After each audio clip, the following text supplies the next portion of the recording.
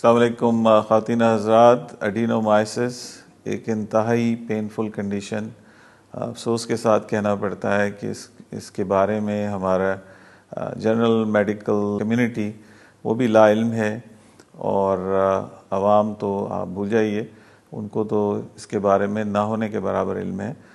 गुजारिश ये है कि वो ख़वातीन जिनको ब्लीडिंग के साथ पेन है बहुत ज़्यादा, वो यकीनी तौर पे एडिनोमाइसिस की पेशेंट्स हो सकती हैं। आप हमारे ट्रेन अमले से रब्ता कर सकते हैं, और जिसके लिए हम आपकी तशख़ीस करते हैं फ़िज़िकल एग्ज़ाम पे। और याद रहे कि अल्ट्रासाउंड पे ये डायग्नोज नहीं होता, इसके लिए हमें MRI कराना पड़ता है, जिससे हमें पता लगता है कि आपकी यूट्रस की लाइनिंग जो है वो अंदर की तरफ ग्रो कर रही है, और ये कंडीशन सर्जरी से ठीक नहीं होती।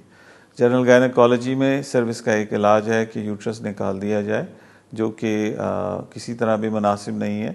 इसका इलाज हमने 2017 में पाकिस्तान में इंट्रोड्यूस किया, और अल्हम्दुलिल्लाह इस वक्त हमारे हज़ारों की तादाद में पेशेंट्स हैं, और हम इस बात के कहने में बिल्कुल फ़ख्र महसूस करते हैं और आज़ी भी महसूस करते हैं कि 90% हमारे पेशेंट जिनका हम इलाज कर रहे हैं वो एडिनोमाइसिस की बीमारी में किसी न किसी तरीके से मुब्तला है, या वो फाइब्राइड के साथ हैं या फाइब्राइड के बग़ैर प्योर एडिनोमाइसिस की बीमारी में मुब्तला हैं, जिसमें यूट्रस का साइज़ बढ़ जाता है और पेन इस कदर शदीद होता है कि बयान से बाहर है, और सिवाय इंजेक्शंस के किसी भी तरीके से आपको चैन या सुकून नहीं आता। आप बेड रिडन हो जाते हैं, और किसी भी तरीके से आपकी प्रोडक्टिविटी जो है वो मुतासर होती है, आप चलने फिरने के भी काबिल नहीं रहते।